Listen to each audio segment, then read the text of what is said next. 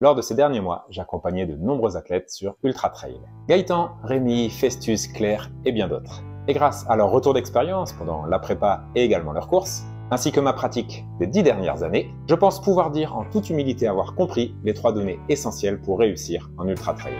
Cette vidéo aurait pu durer des heures tellement le sujet est vaste et complexe, mais j'ai fait le choix dans une logique pédagogique de t'en faire une version plus concise et digeste. Le triptyque de la performance en Ultra Trail, c'est maintenant.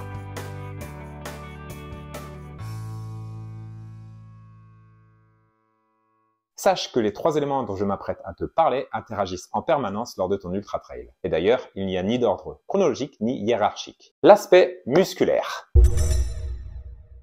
Si nous devions résumer les choses, je dirais tout simplement que courir un Ultra Trail, c'est résister musculairement à la distance au dénivelé positif et également au dénivelé négatif tout au long de ta course. La force et l'endurance musculaire sont comparables à une jauge d'énergie qui se vide au fur et à mesure que ta course avance. Et quand la jauge est vide, alors le jeu est fini. Et si tu n'as toujours pas franchi la ligne d'arrivée, il est très peu probable pour que tu puisses y arriver. L'objectif ici est donc d'avoir la jauge d'énergie la plus remplie possible. Ça, c'est le rôle de ton entraînement avant la course. Et de gérer au mieux son utilisation pour qu'elle ne descende pas trop vite. Et ça, c'est plutôt la gestion de course. Deuxième point, l'aspect nutritif.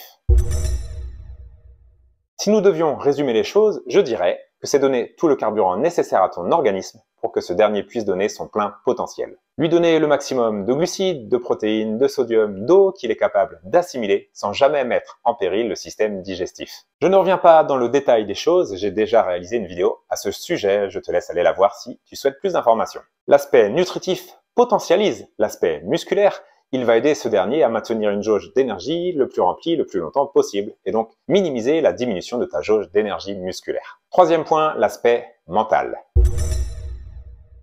Si nous devions résumer les choses, je dirais que le mental débloque le physique. Assez difficile de quantifier l'impact du mental sur la performance physique, mais ce qui est sûr, c'est que plus la course avance, plus son impact est important. Il est donc un déterminant essentiel dans ta performance. Et c'est là tout le rôle de la préparation mentale. La visualisation, la projection mentale, la mentalité de croissance, bref, toutes ces choses qui te permettent d'avoir un mental fort et puissant le jour de la course où tu en as besoin. Sache que négliger un de tes 3 éléments mènera inéluctablement à l'échec et à l'abandon de ta course. Et même si tu es le champion des 2 autres aspects, le 3e que tu ne maîtrises pas t'emmènera toujours à ta perte. Et ça, j'en parle en connaissance de cause puisque j'ai moi-même parfois négligé certains aspects. En 2016, mon premier abandon en Ultra Trail sur la TDS. À l'époque, c'était dû à l'aspect musculaire. Je n'ai pas su encaisser la casse musculaire, ma jauge s'est vidée beaucoup trop vite et c'était pour moi fini. En 2023, je reviens sur cette TDS, je suis musculairement beaucoup plus fort, ma stratégie nutritive est globalement assez au point, mais cette fois-ci, c'est mentalement que je suis épuisé. Et donc encore une fois, je ne finis pas la course. Et oui,